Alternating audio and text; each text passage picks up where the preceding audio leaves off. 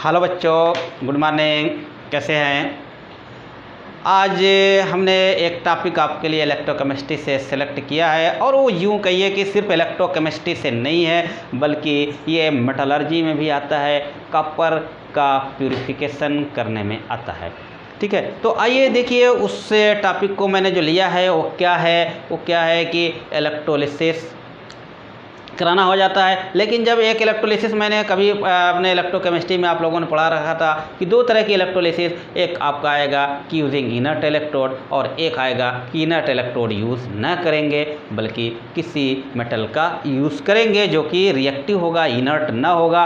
तो जो using inert electrode की इलेक्ट्रोलिसिस थी उसके बारे में सारी बातें मैंने की थी और वो वीडियो आपको पहले हमने दे रखा है। तो अब आइए हम लोग एक ऐसे की इलेक्ट्रोलिसिस करने जा रहे हैं। जब आप देखिए electrolysis of copper sulphate solution की इलेक्ट्रोलिसिस कराया जा रहा है यूजिंग कॉपर इलेक्ट्रोड। ये अब यहाँ पे इनर्ट इलेक्ट्रोड का इस्तेमाल नहीं कर रहे हैं। अगर कॉपर सल्फेट की इलेक्ट्रोलिसिस कराते और इनर्ट इलेक्ट्रोड का इस्तेमाल कराते तो कॉपर मिल जाता और सल्फेट आयन और OH आयन में से OH जाता, ऑक्सीजन मिल जाता, तो कैथोड पे आपका ऑक्सीजन मिल जाता और कैथोड पे कॉपर मिल जाता। लेकिन यहाँ पे कह रहे हैं कि using copper electrode, copper sulphate sulphur की इलेक्ट्रोलिसिस कराई जा रही है और किसका इस्तेमाल किया जा रहा है? कॉपर इलेक्ट्रोड का इस्तेमाल किया जा रहा है। तो ये कह रहे हैं, हम बता रहे हैं कि ये एक तरह का प्यूरिफिकेशन ऑफ कॉपर है। देखिए जिस कॉपर का प्यूरिफिकेशन करना है उसको क्या करिए? एनोड बना दीजिए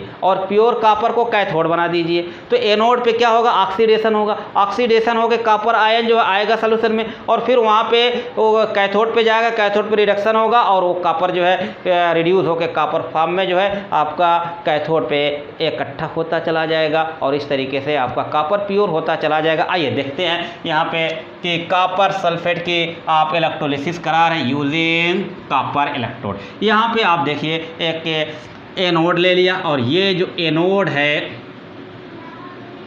ये किसका बनाएगा? वेरी इंपॉर्टेंट क्वेश्चन पूछेंगे। ठीक है, कॉपर सल्फेट सॉल्यूशन की इलेक्ट्रोलिसिस कराई जा रही है कॉपर इलेक्ट्रोड, कॉपर का इलेक्ट्रोड इस्तेमाल करके। तो जो एनोड बनाया गया है कॉपर ही का बनाया गया है। किसका बनाया गया? कॉपर का। लेकिन ये कैसा कॉपर है? इम्प्योर कॉपर है। कैसा है? ये इम्प्योर। तो यहाँ पे ये कैसा है? इम्प्योर। जो एनोड पे गया है ये कैसा कॉपर? इम्प्योर कॉपर है। अब यहाँ पे ऑक्सीडेशन होगा। ऑक्सीडेशन होके देखिए यहाँ पे दो इलेक्ट्रॉन इन्होंने क्या किया है? निकाल के Cu+ आयन बना हुआ है और ऑक्सीडेशन जब हो रहा है तो यहाँ पे Cu+ जा रहा है और बाकी यहाँ पे एनोड के ठीक नीचे यहाँ पे इम्प्योरिटीज़ क्या हो जा रही हैं? सेटल डाउन हो जा रही है। इन इम्प्योरिटीज़ को एनोड मड कहते हैं। इस एनोड मड में कुछ बढ़िया कुछ जो है कहते हैं कि कीमती चीज़ें जैसे सिल्वर है, प्लेटिनम है, गोल्ड है, ये सब होती है एनोड मड में। ठीक है, माने काम की चीज़ें होती है। तो ये सेटल डाउन हो जाती है।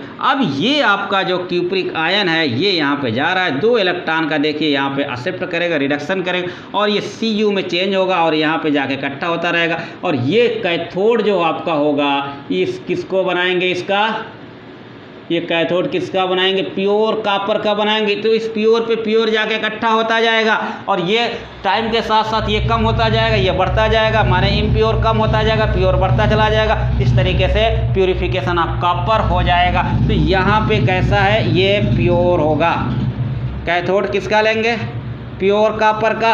और एनोड कैसा लेंगे? इम्प्योर कॉपर का लेंगे। यही बहुत इंपॉर्टेंट बातें थी। सॉल्यूशन किसका ले लिया? कॉपर सल्फेट और उसमें थोड़ा सा H2SO4 डाला जाता है। H2SO4 इसलिए डाला जाता है कि हाइड्रोलिसिस ना होने पाए कॉपर सल्फेट सॉल्यूशन की। तो इस तरीके से ये एक छोटी सी बात थी। तो आप कहोगे इम्प्योर। देखिए इम्प्योर एनोड कैसा होगा?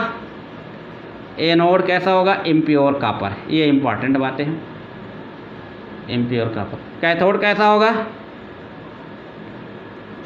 प्योर कॉपर का होगा। ये इंपॉर्टेंट बातें हैं, प्योर कॉपर। अब दूसरी बात ये है कि अगर यहाँ पे 1 मोल फैराडे यहाँ पे चार्ज जो फ्लो कराओगे 1 फैराडे अगर चार्ज फ्लो कराओगे तो कितना यहाँ से कितना टूटेगा? यहाँ पे कितना जाएगा? 1 ग्राम इक्विवेलेंट के जाएगा।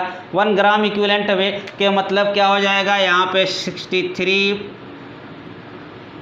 0.5/2 इतना वेट यहाँ पे कॉपर डिपॉजिट हो जाएगा। अगर आप क्या करोगे 2 फैराडे चार्ज फ्लो कराओगे तो 63.5 ग्राम कॉपर यहाँ पे डिकम्पोज हो जाएगा, माने प्यूरीफाई हो जाएगा। तो ये बातें भी याद रखना होगा कि कितने से कितना हो जाएगा। ऐसे ही अगर copper sulphate solution using inert electrode इस्तेमाल करते तो एनोड पे क्या मिल जा रही थी, ऑक्सीजन मिल जा रही थी। तो ऑक्सीजन 1 फैराडे से कितनी 5.6 लीटर या 8 ग्राम ऑक्सीजन मिलने जा रही थी। तो ये सब डिफरेंस आपको देख के चलना होगा। तो इस तरीके से ये आपका electrolysis of copper sulphate solution using copper electrode कह सकते हैं कि it is the purification of copper, it is the purification of copper. और यहाँ पे एनोड को इम्प्योर कॉपर का बनाया गया और कैथोड को प्योर कॉपर का बनाया गया और इस तरीके से प्यूरिफाइड किया गया। एनोड मड मिला, एनोड मड में कुछ कीमती चीज़ें मिली जैसे सिल्वर प्लेटिनम गोल्ड को। ठीक है बच्चों, तो ये एक छोटा सा टॉपिक था, इसको याद रखिएगा। ठीक है बच्चों, थैंक यू सो मच।